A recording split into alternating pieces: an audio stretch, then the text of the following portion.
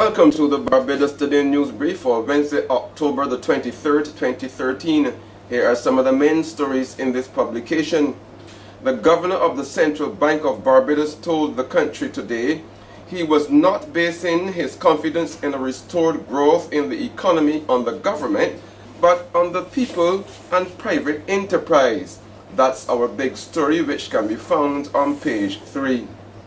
Meanwhile, Governor Worrell says government's suspension of the $250 million bond issue on the global market will have little or no adverse impact on the struggling Barbadian economy.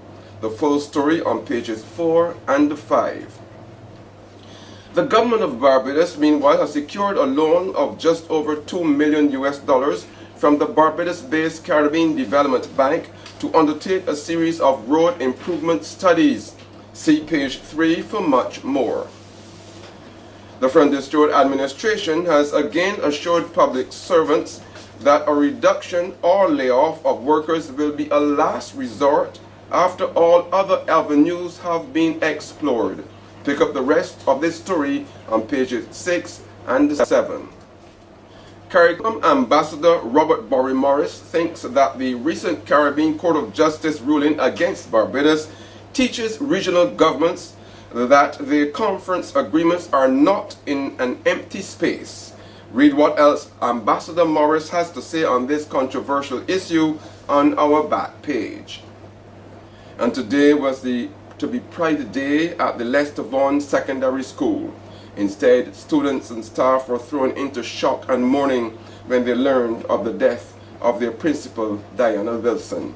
See the story on pages 8 and 9.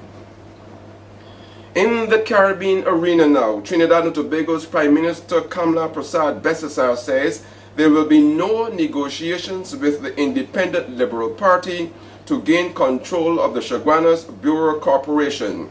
The results of local government elections for the Chaguanas Borough Corporation on Monday ended in a stalemate.